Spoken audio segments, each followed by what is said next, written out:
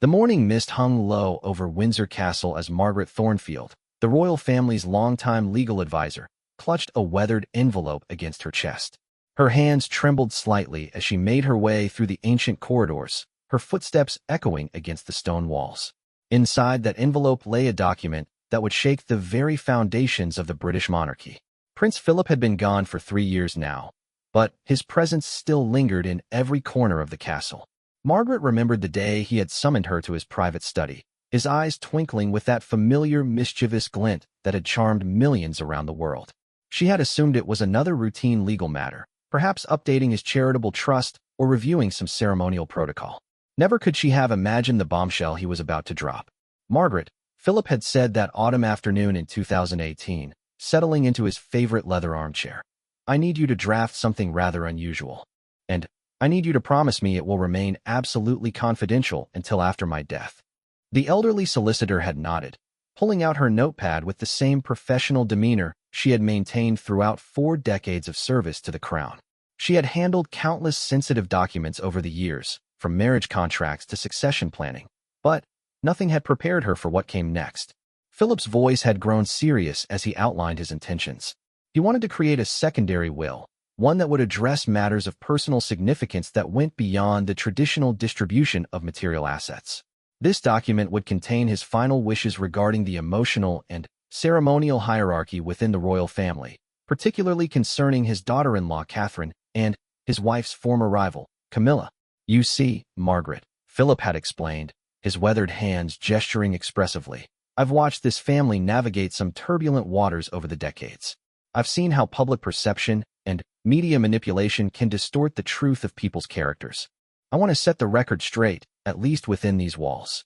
Margaret had listened intently as Philip detailed his observations of Catherine's dedication to the crown and her unwavering support of his grandson William. He spoke of countless private moments that the public never witnessed: Catherine's gentle care during his hospital stays, her genuine interest in his Duke of Edinburgh award scheme, and her natural ability to connect with people from all walks of life.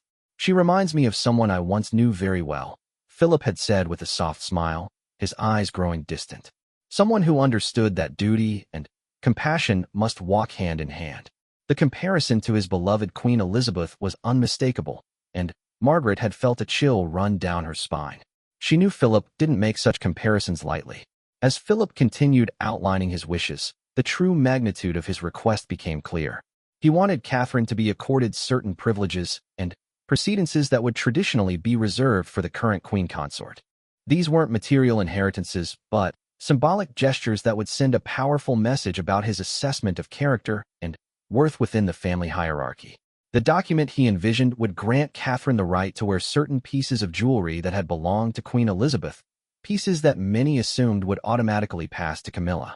More significantly, Philip wanted Catherine to be given precedence in all future family ceremonies and state functions, effectively placing her above Camilla in the unofficial but critically important royal pecking order. "This isn't about favoritism," Philip had insisted, seemingly reading Margaret's concerned expression. "This is about recognizing genuine service and character. Catherine has earned her place through actions, not just titles." Margaret had spent weeks carefully crafting the language of this unprecedented document. Every word had to be precise, legally sound, and diplomatically phrased to minimize potential backlash while maximizing its intended impact.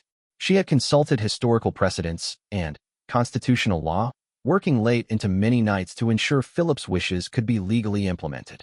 The most challenging aspect had been the emotional component of the will. Philip had insisted on including personal letters to be read at specific family gatherings, messages that would explain his reasoning and hopefully prevent the document from being dismissed as the whim of an aging patriarch.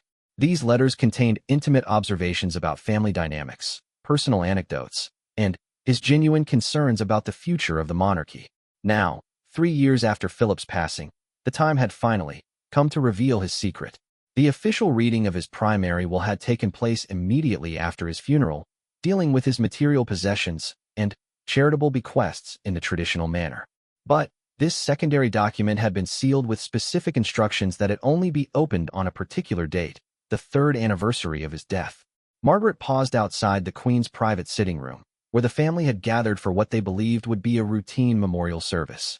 King Charles sat in his mother's favorite chair, looking every bit the monarch he had become, while Camilla occupied the seat traditionally reserved for the queen consort. William and Catherine sat together on the sofa, their 3 children playing quietly in the corner under the watchful eye of their nanny. The irony wasn't lost on Margaret that Philip had chosen this specific gathering to unveil his surprise. The family was relaxed, united in their shared grief and memories of the Duke of Edinburgh.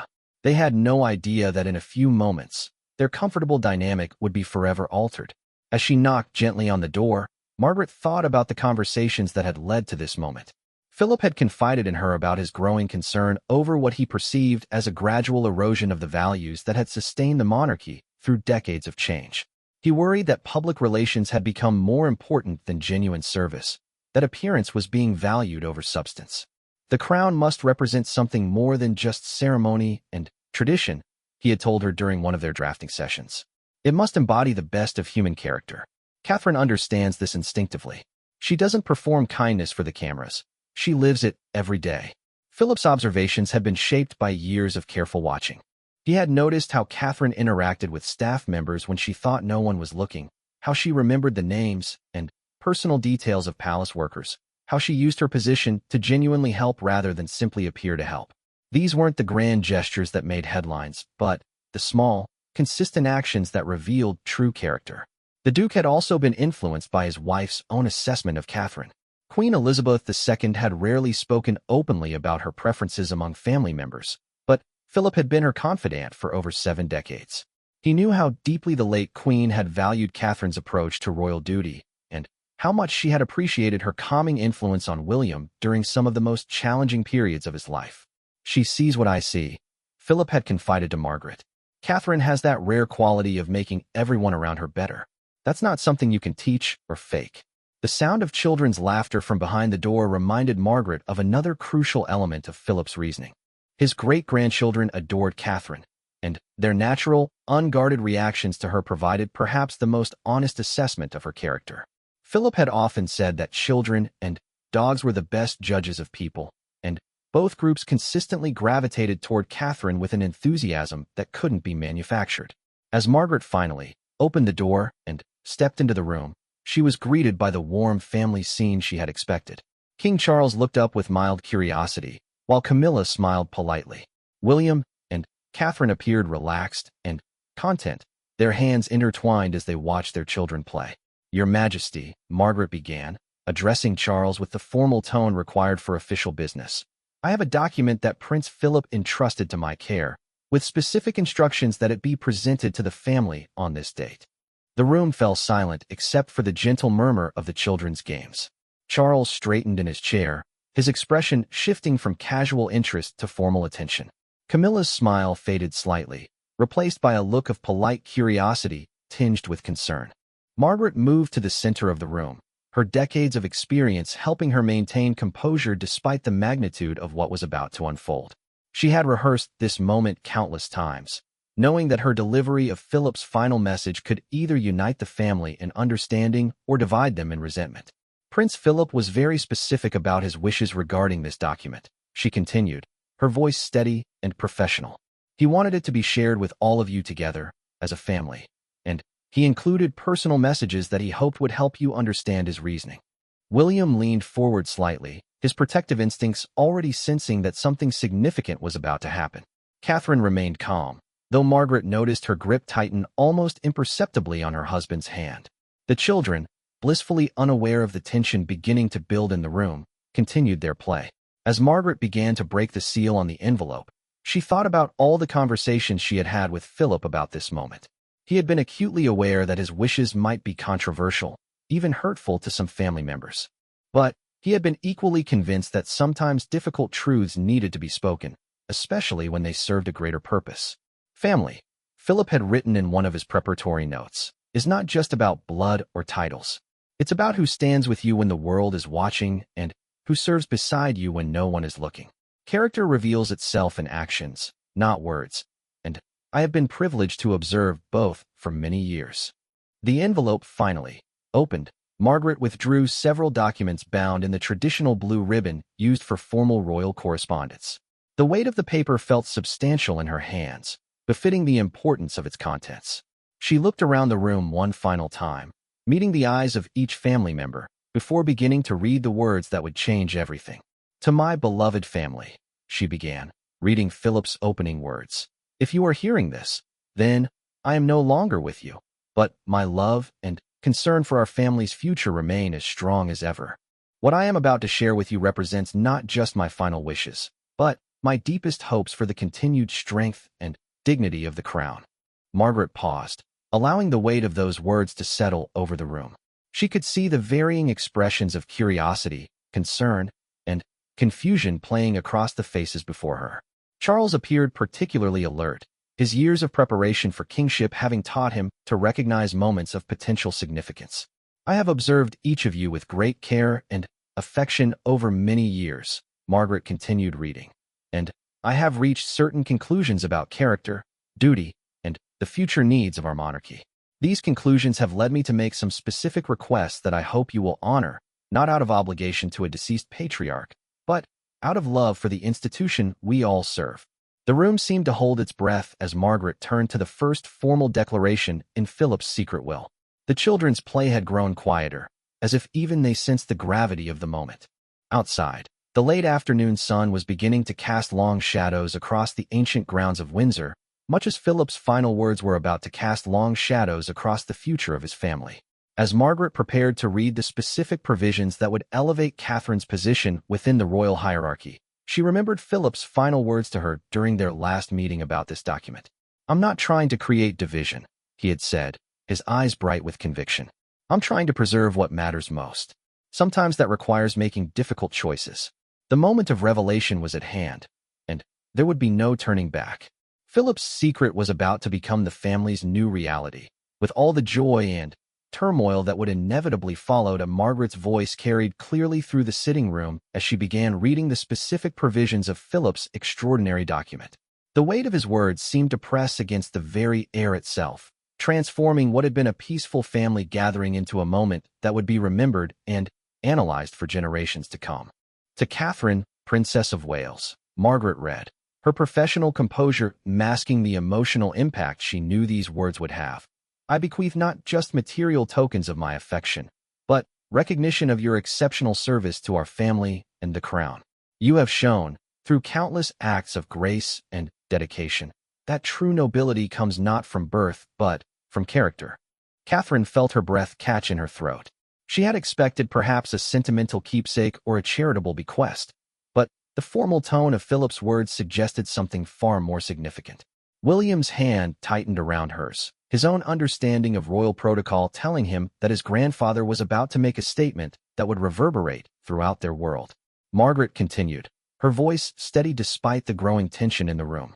"Therefore, I declare that Catherine shall have precedence over all other family members, save for the reigning monarch and the direct heir to the throne, in all future ceremonial functions, state occasions, and family gatherings.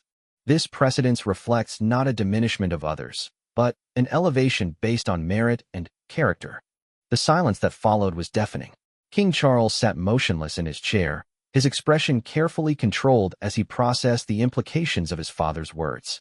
Camilla's face had gone pale, her hands clasped tightly in her lap as she struggled to maintain her composure. The children, sensing the sudden tension, had stopped playing and were looking between the adults with curious, concerned eyes. But Margaret was not finished. Philip's document contained layer upon layer of carefully crafted provisions, each one designed to reinforce his central message about Catherine's elevated status within the family hierarchy. Furthermore, she continued reading, "I designate that Catherine shall inherit the sapphire parure, the diamond riviere, and the George IV state diadem, items that belong to my beloved wife, and which should be worn by one who embodies the same qualities of grace, duty, and authentic service to the people." These were not just any pieces of jewelry. The items Philip had specifically designated for Catherine represented some of the most significant and historically important pieces in the royal collection.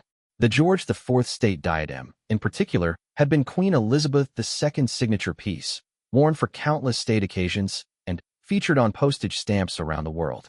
For Philip to designate it for Catherine rather than the current queen consort represented a statement of unprecedented boldness. William felt a mixture of pride and concern washing over him.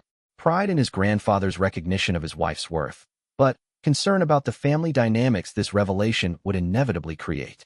He had spent his entire life navigating the complex relationships within the royal family, and he knew that Philip's well-intentioned gesture might create divisions that could take years to heal. Margaret turned to the next section of the document, which contained Philip's personal explanation for his decisions. "I know these provisions may surprise some of you," she read, Philip's voice seeming to echo through her words, "and perhaps distress others.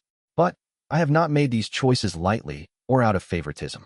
They represent my honest assessment of who among you best embodies the values that have sustained our family through decades of challenge and change."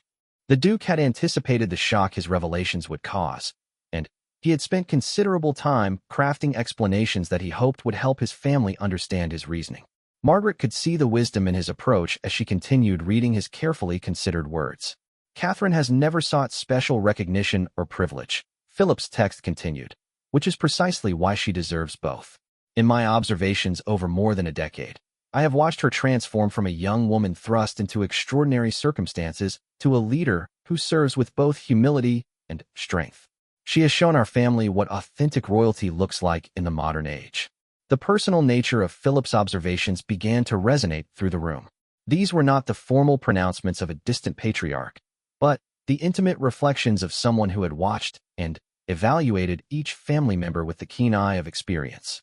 His words carried the weight of decades of service to the crown and an understanding of what the monarchy needed to survive and thrive. Margaret reached the section that addressed other family members directly, including a passage specifically meant for Camilla. Philip had known this moment would be particularly difficult for his daughter-in-law, and he had tried to craft his words with care while maintaining honesty about his assessments. To Camilla, Margaret read, her voice gentle but clear, "I want you to know that my decisions in no way diminish the importance of your role or the value of your service. You have brought happiness to my son during some of the most difficult periods of his life, and for that, I will always be grateful. However, I believe that different people are called to serve in different ways, and I have made my allocations based on what I believe will best serve the crown in the years to come." Camilla's jaw tightened almost imperceptibly, but she maintained her composure with the dignity that had characterized her public life for decades. She understood royal protocol well enough to know that Philip's decisions, while painful, were within his rights to make.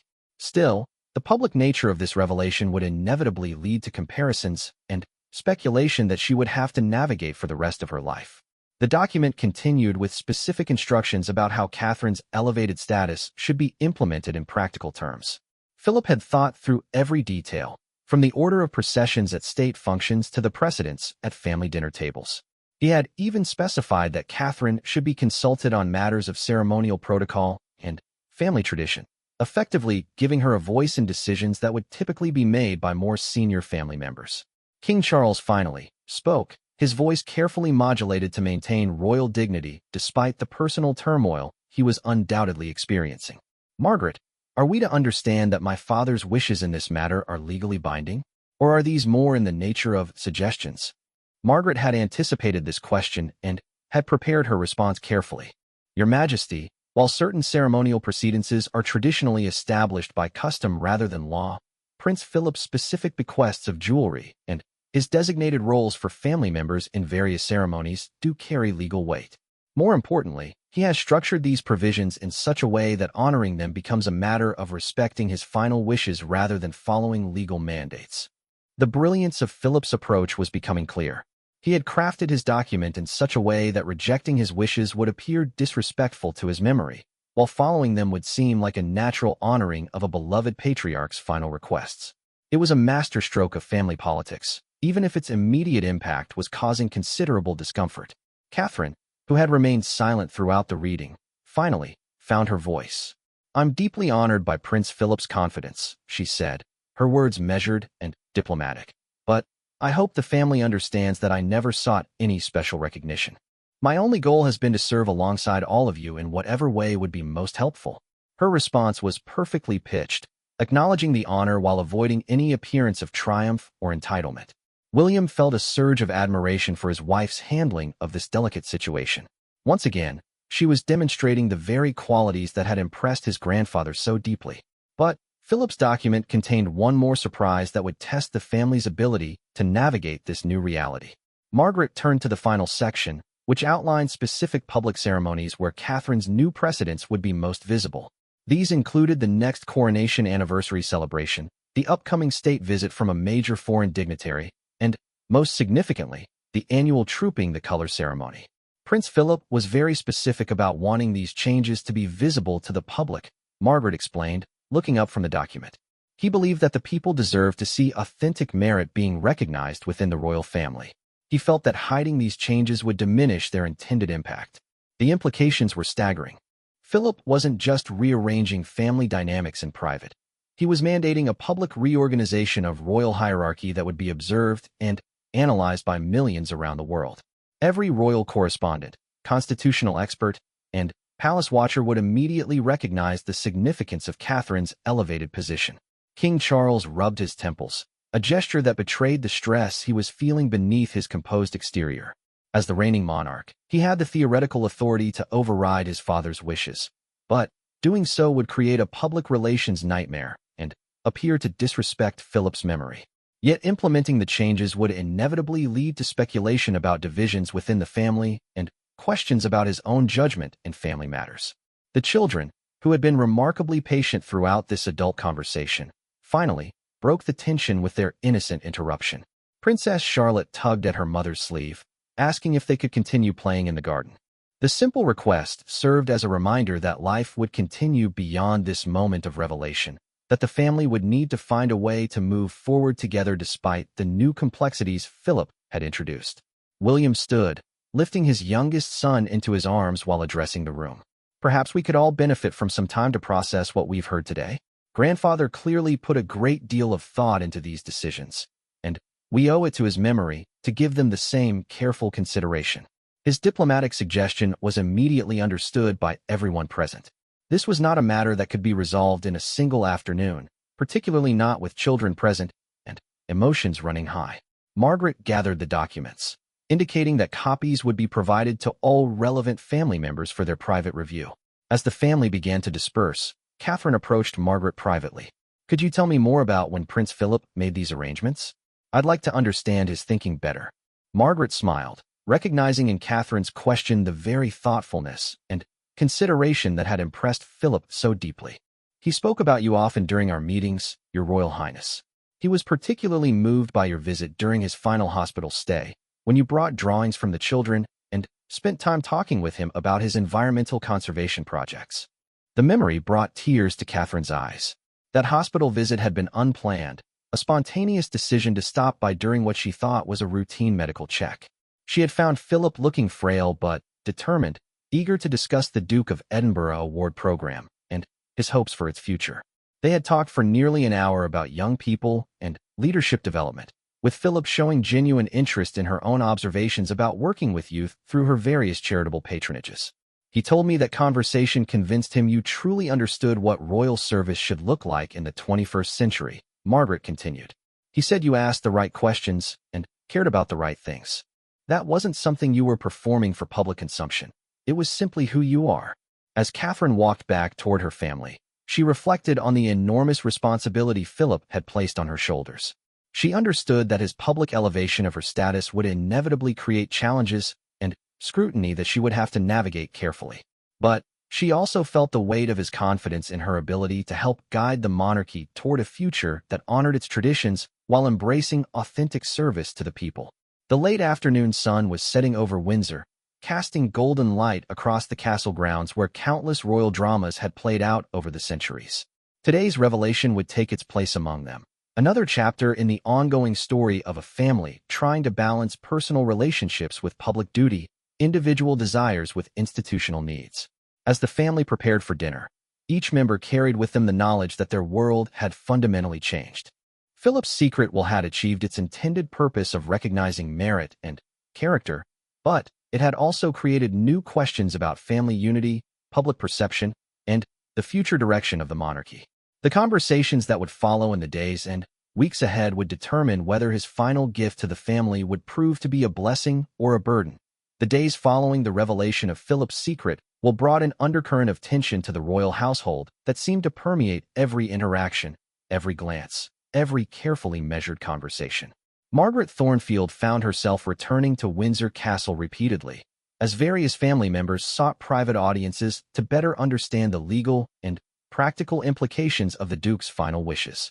King Charles had been the first to request a detailed explanation, summoning Margaret to his study 3 days after the initial reading.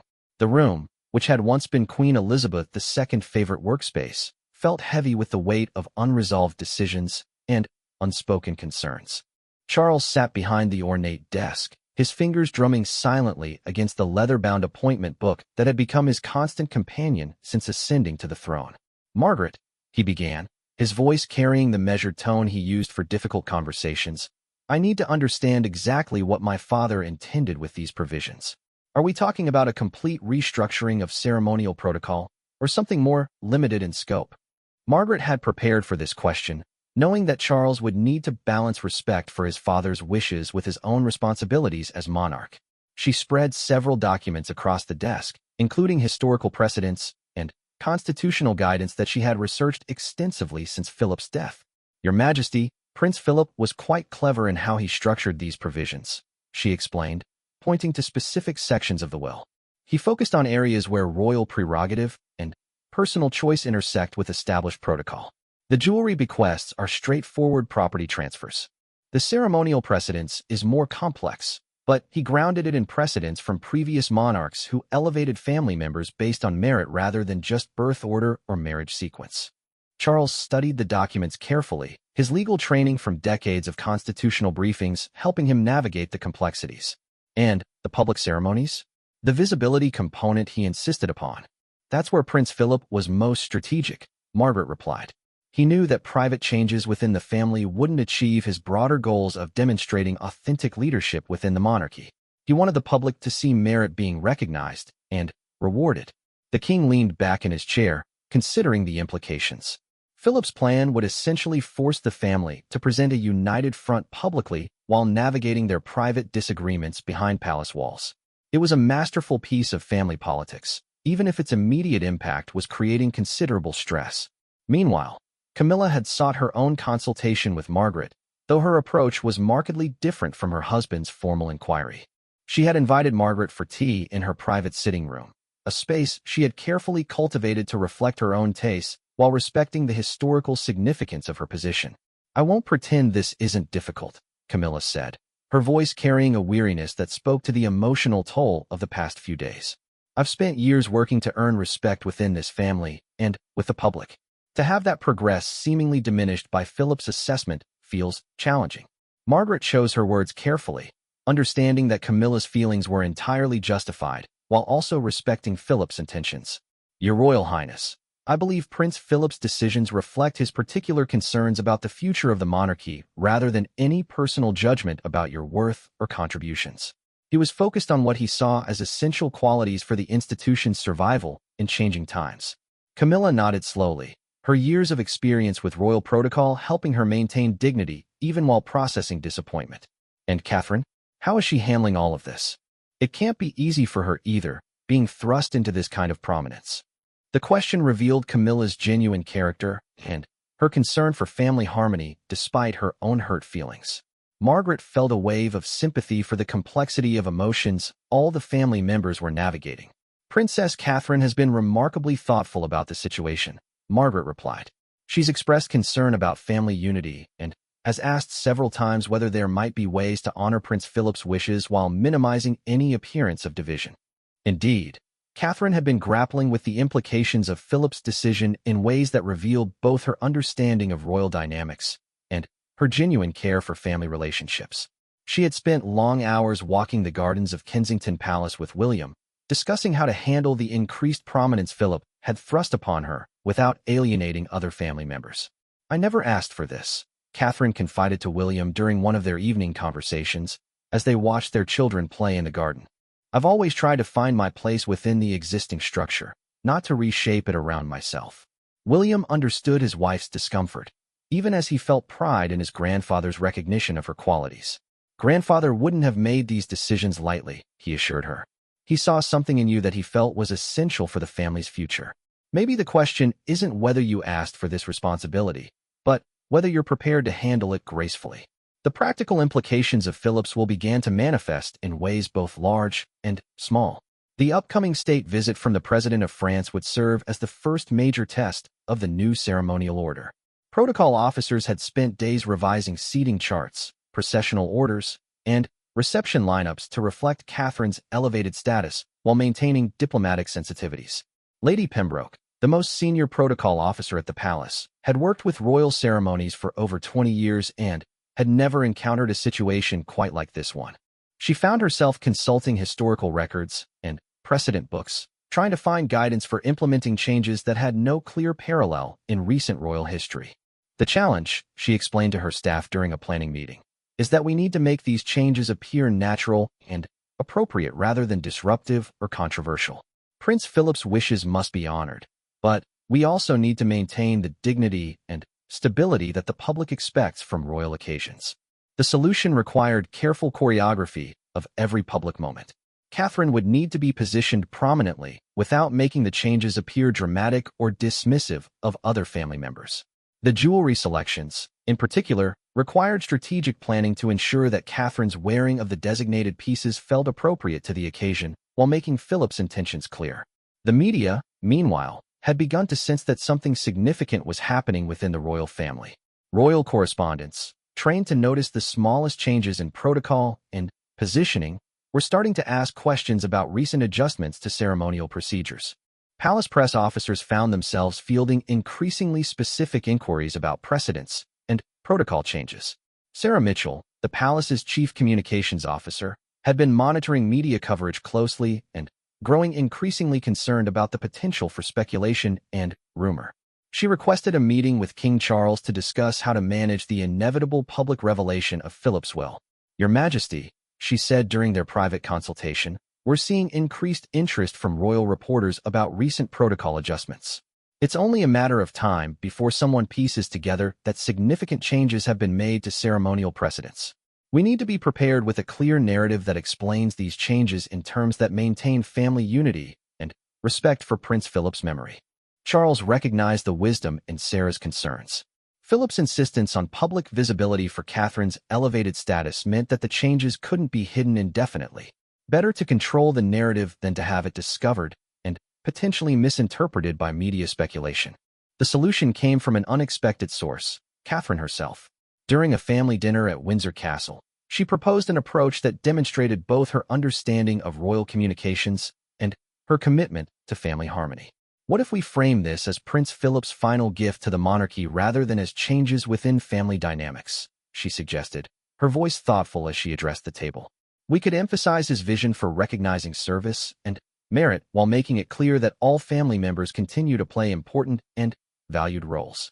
Her proposal resonated immediately with King Charles, who recognized its political wisdom. Rather than allowing the media to interpret the changes as family drama or personal preferences, they could present Philip's will as a forward-thinking vision for royal service in the modern era. William felt a surge of admiration for his wife's strategic thinking. Once again, Catherine was demonstrating the very qualities that had impressed his grandfather: the ability to see beyond immediate personal concerns to consider what would best serve the institution and the family as a whole. The conversation that followed showed the family beginning to find their footing in this new reality. Camilla, displaying the grace that had characterized her public service, offered her support for the communication strategy. "Philip always was thinking several steps ahead," she observed with a slight smile. "Perhaps we should trust that he knew what he was doing." As the family worked through the practical details of implementing Philip's wishes, Margaret found herself reflecting on the Duke's remarkable understanding of family dynamics and public perception. He had created a situation that would ultimately require all family members to demonstrate their best qualities: Charles's leadership, Camilla's dignity, William's diplomatic skill, and Catherine's grace under pressure. The upcoming French state visit would serve as the first public demonstration of the new order, but Margaret sensed that the real test would be the family's ability to navigate these changes while maintaining genuine respect and affection for one another. Philip's final gift to his family wasn't just the elevation of Catherine's status. It was an opportunity for all of them to demonstrate the very qualities he had spent his life trying to instill in the monarchy. As evening fell over Windsor Castle, the the family prepared for what would be their new normal. Philip's secret will had changed the landscape of their relationships, but it had also created an opportunity for them to show the world what authentic royal leadership could look like when character and service were truly valued above tradition and hierarchy. The late Duke's presence seemed to hover over these conversations, his mischievous wisdom still influencing family dynamics even in death. He had set the stage for a transformation that would test everyone involved, but he had also provided them with the tools and motivation to rise to the challenge he had presented.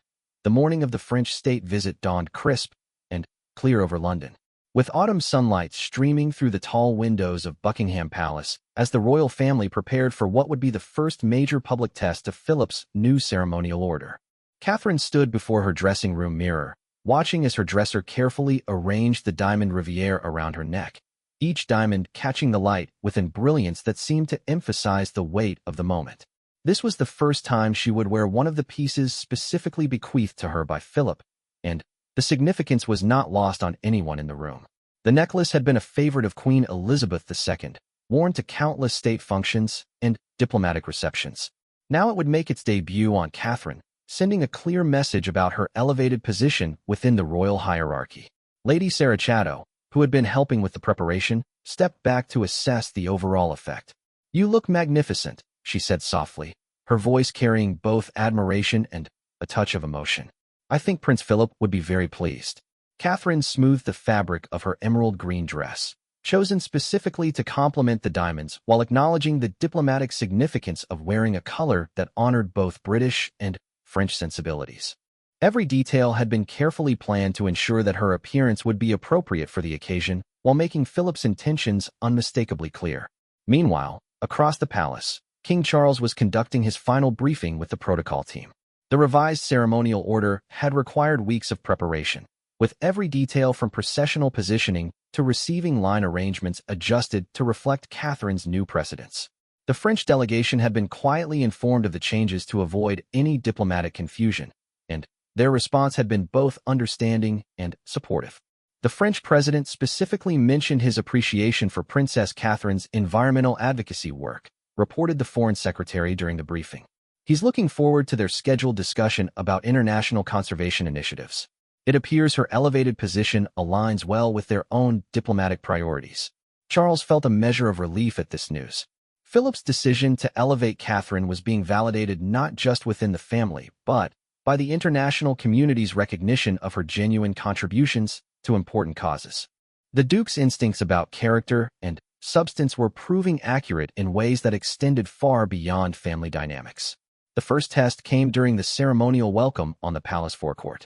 As the French president's car pulled through the gates, the royal family took their positions according to the new protocol.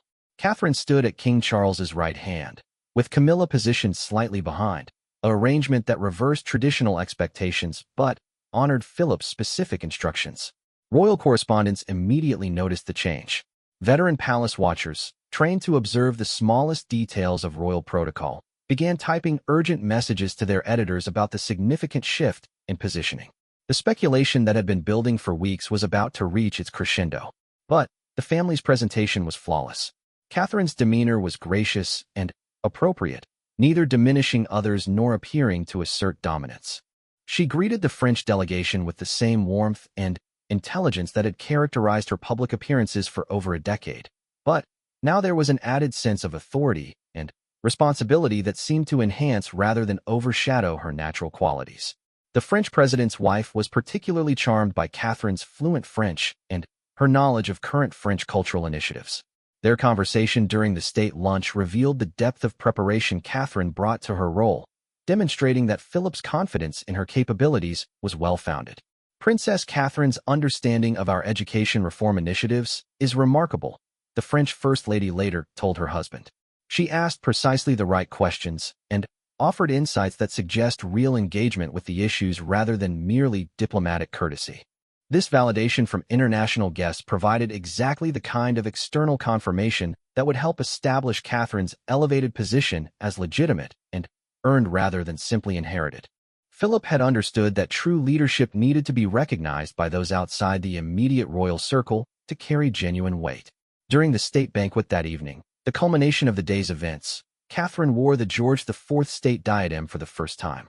The historic piece, which had adorned Queen Elizabeth II's head for countless formal occasions, seemed to settle naturally into place, as if it had been waiting for this moment. The visual impact was undeniable. Catherine looked every inch the future queen, carrying herself with a dignity and authority that made the crown jewels appear to be natural extensions of her personality rather than borrowed symbols of office. King Charles, watching his daughter-in-law navigate the complexities of the evening with grace and skill, felt a deep sense of satisfaction with his father's judgment. Philip's controversial decisions were proving their worth in real time, as Catherine demonstrated repeatedly throughout the evening that she possessed the qualities necessary for 21st-century royal leadership. The evening's most telling moment came during the toasts, when the French president specifically acknowledged Catherine's work on early childhood development and mental health advocacy. His words, carefully chosen for diplomatic precision, nevertheless conveyed genuine respect for her substantive contributions to important social issues. Princess Catherine's commitment to improving the lives of children and families represents the very best of modern royal service, he said, raising his glass toward her. France salutes her dedication and looks forward to continued collaboration on these vital matters. The applause that followed was noticeably enthusiastic, suggesting that the international community was ready to embrace Catherine's enhanced role within the royal family. Philip's gamble on public recognition of merit was paying dividends that extended far beyond British shores. But the evening also revealed the personal challenges that came with Catherine's elevated position. During a quiet moment between courses, she noticed Camilla's carefully controlled expression as the French delegation continued to focus their attention primarily on her. The weight of Philip's decision was creating exactly the kind of family tension he had anticipated, even as it achieved his broader goals for the monarchy. After the guests had departed and the family had gathered for a private debrief, Catherine addressed the situation directly.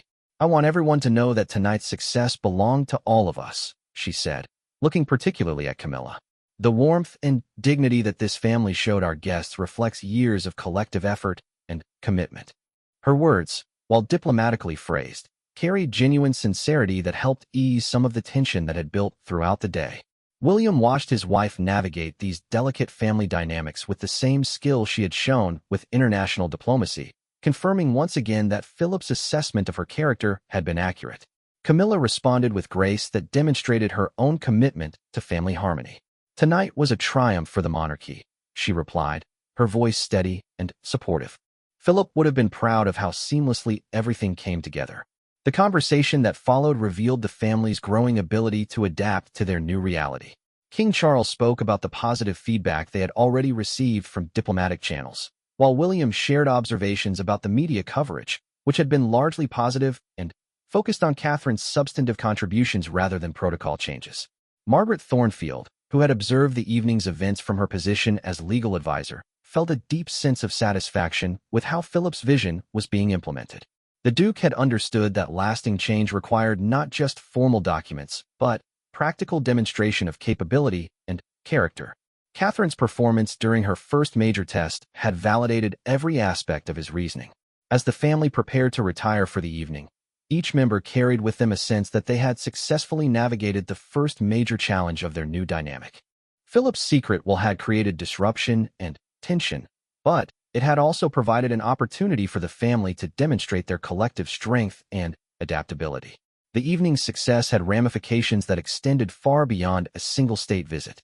International observers, diplomatic representatives, and media commentators were all taking note of the royal family's seamless adaptation to change and Catherine's natural assumption of greater responsibility. The foundation was being laid for a transformation that would influence the monarchy's public perception and internal dynamics for years to come. Catherine removed the state diadem that evening with careful reverence, understanding that she was now its designated guardian rather than merely its temporary wearer. The weight of the crown jewels was nothing compared to the weight of expectation and responsibility that Philip had placed on her shoulders, but the day's events had proven that she was prepared to carry both with equal grace. As she prepared for bed, Catherine reflected on the remarkable journey that had brought her to this moment. From a middle-class family in Berkshire to the elevated position within the world's most famous royal family, her path had been shaped by dedication, authenticity, and a genuine commitment to service that Philip had recognized and rewarded. The late Duke's presence seemed to hover over the evening's success, his strategic wisdom having created exactly the kind of positive transformation he had envisioned. His secret will was proving to be not just a personal statement about family preferences, but a blueprint for the monarchy's evolution in an era that demanded both tradition and authenticity. The days ahead would bring new challenges and opportunities to demonstrate the wisdom of Philip's choices, but the foundation had been laid with the evening's triumph. Catherine's elevated position was no longer just a family matter. It was becoming a recognized reality that would shape the future of the British monarchy in ways that honored both its proud history and its need for continued relevance in a changing world. 6 months after the revelation of Philip's secret will, the full impact of his strategic vision had begun to reshape not only the internal dynamics of the royal family, but also the public's perception of the monarchy itself. The changes that had initially seemed so dramatic and potentially divisive had evolved into a new normal that appeared both natural and beneficial to the institution's long-term health. Catherine stood in the blue drawing room at Buckingham Palace, reviewing the agenda for her first solo international diplomatic mission as a result of her elevated status. The Canadian government had specifically requested her involvement in a major environmental initiative, citing her growing influence on conservation issues and her ability to engage meaningfully with younger generations of global leaders. "Your Royal Highness," said Ambassador Patricia Wells as she briefed Catherine on the upcoming trip. "The response from Canadian officials has been extraordinary. They've indicated that your participation could help them achieve breakthrough progress on several international environmental agreements that have been stalled for months."